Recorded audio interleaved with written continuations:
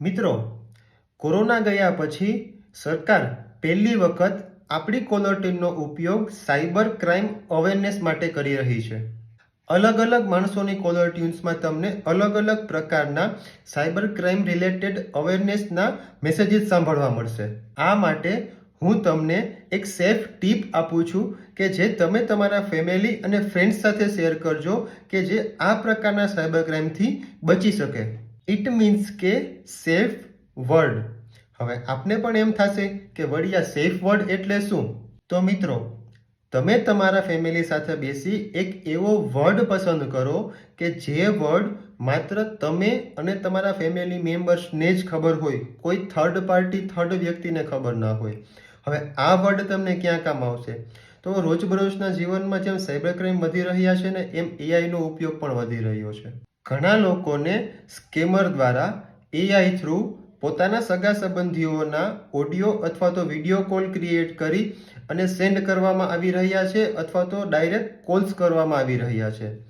એ કોલ્સની અંદર તમને એવું જ થશે કે આ વ્યક્તિ મારા સગા છે, આ વ્યક્તિને અત્યારે આવી જરૂર છે, અથવા તો સ્કેમર છે એક એવી સિચ્યુએશન ક્રિએટ કરશે કે તમારા સગાનું આ જગ્યાએ અકસ્માત થયેલો છે, તેને આટલા પૈસાની જરૂર છે, તમારા સગા છે તેની કોઈ પણ જગ્યાએ ધરપકડ થઈ છે, ત્યાં તેને છોડાવવા માટે તમારે આટલો ફાઇન પે કરવો પડશે. ઇટ મીન્સ કે અલગ અલગ પ્રકારની સિચ્યુએશન્સ ક્રિએટ કરશે. એ સિચ્યુએશન્સની અંદર જે અવાજ હશે ને એ એઆઈ જનરેટેડ અવાજ હશે.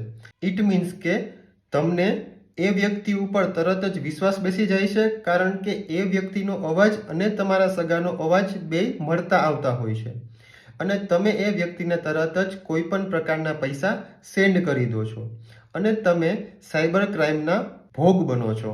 આવી પરિસ્થિતિમાં કામ આવશે સેફ વર્ડ.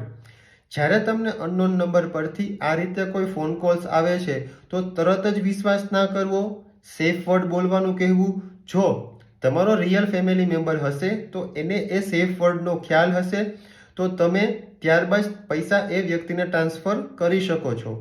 પણ જો એ વ્યક્તિ ફેક હશે તો એને સેફ વર્ડનો ખ્યાલ નહીં હોય, માટે એ વ્યક્તિને તમારે પૈસા ટ્રાન્સફર ના કરવા, એ વ્યક્તિનો ફોન કટ કરી 1930 પર ફરિયાદ ફાઇલ કરવી.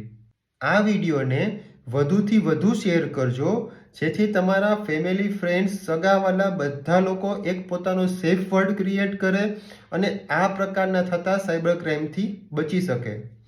Stay safe, stay protected. જય હિન્દ.